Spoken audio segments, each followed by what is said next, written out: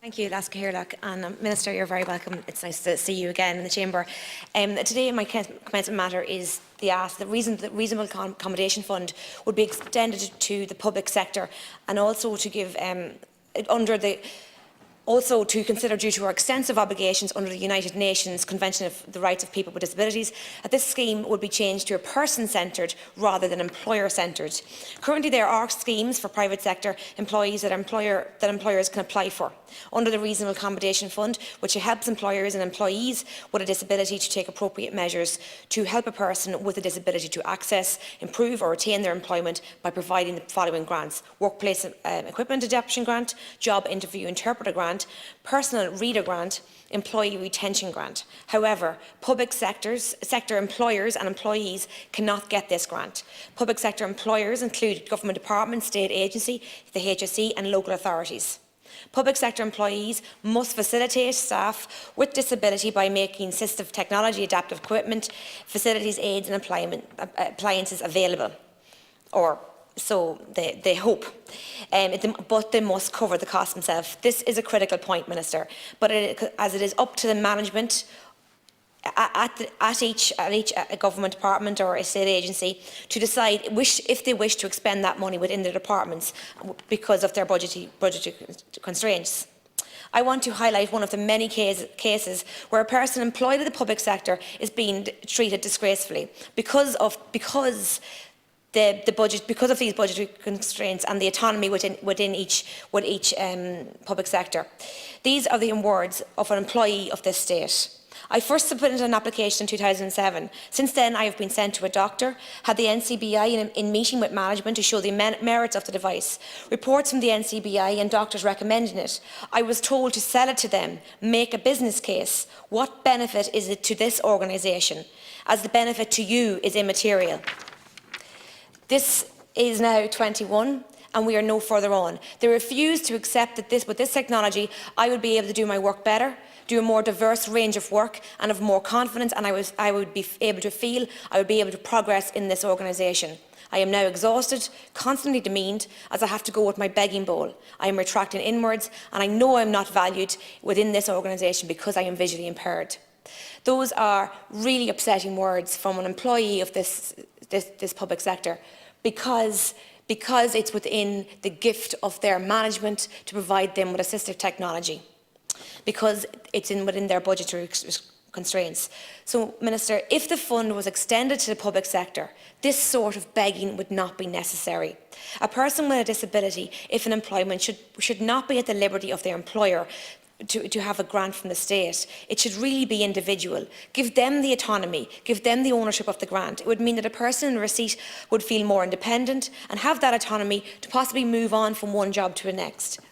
I feel the review would be very beneficial, as if you consider under Article 27 of the UN CPRD, we have an obligation to provide that every person with disability has a right to work and they should be enabled to participate in the workforce on an equal basis.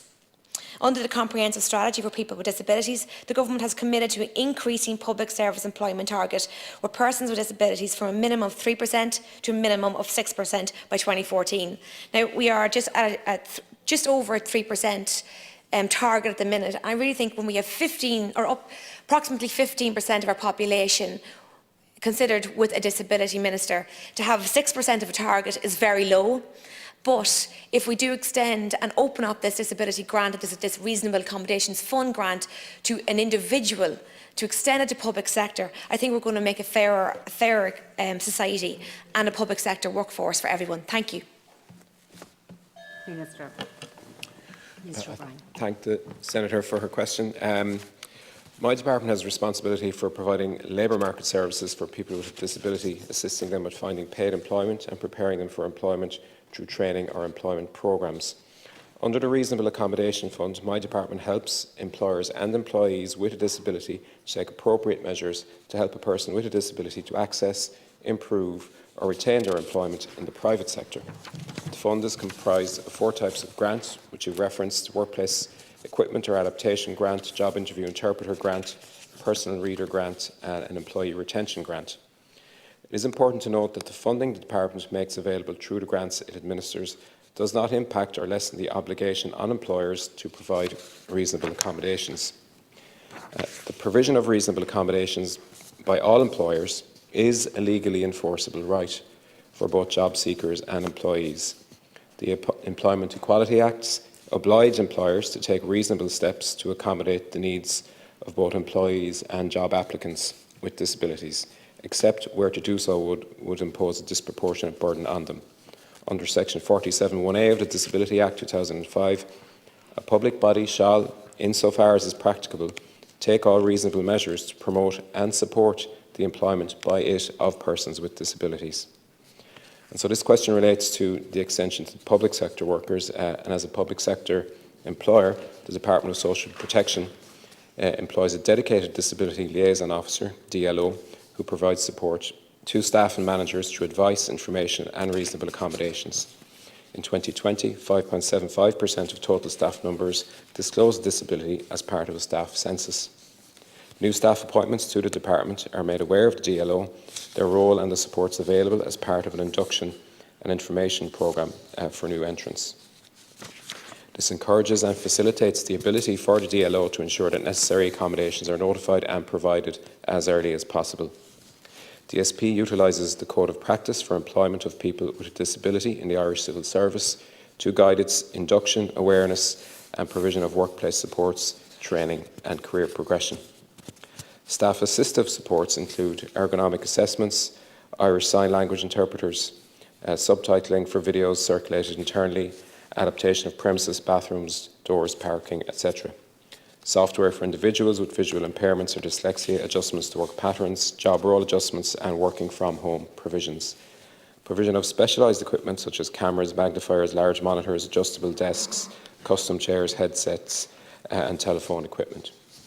In 2020, the Department established an internal Equality, Diversity and Inclusion Unit which encompasses and further supports the DLO role, allowing for further resources and more reach to staff with disabilities. In the area of work experience for people with disabilities, the Department is committed to yearly participation in the Willing Able Mentoring Programme, a work placement initiative organised by AHEAD. The Department has consistently employed candidates from the programme each year. The provision of such supports in the public sector is a matter for public sector employers, and it is firmly my view that the public sector should show leadership in this area by providing the supports necessary directly. Given the limited resources available to my Department of Social Protection to support people with disabilities and other groups that are marginalised, I do not think that the provision of such initiatives to other public sector organisations is necessary. Where public sector organisations require resources for this purpose, this is a matter to be raised with the Minister for Public Expenditure and Reform in the context of the annual budget estimates. Thanks. Thank you. Thank you, Minister. I certainly will raise my concerns with the Minister for Public Expenditure. I suppose your response is absolutely, there's the valid reasons why your department works after the labour force. However, to me, this highlights the lack of acceptance of disability in the workforce, and there is that unconscious bias that people with disabilities are constantly fighting for access to be seen as an equal in our society. And yes, you rightly say in your response, Minister, that public sector should show leadership. But unfortunately, when it is down to management and personality deciding whether you decide you're worthy of something and you're not worthy of something else, then that's not leadership, and there should be leadership from the department. Yes, I understand your response. I'm disappointed by it, but I absolutely will take up your advice and take it with up with the Minister for Public Expenditure. Thank you. Just thank the Senator for raising the issue again, and I'm not going to ask what department was involved, but the situation you described, frankly, was unacceptable. And I'll reiterate just something that I said in my opening. The Employment Equality Acts oblige employers to take reasonable steps to accommodate the needs of both employees and job applicants with disabilities, except where to do so would impose a disproportionate burden on them. And again, under Section 47(1)(a) of the Disability Act 2005, a public body shall, insofar as is practical, take all reasonable measures to promote and support the employment by it of persons with disabilities. It's not clear to me that the public sector employer that you outlined in that case has done these things. Maybe they have, maybe they haven't. But I think each government department has legal responsibilities in this regard, and I suppose that's the nub of our answer on this. Thank you.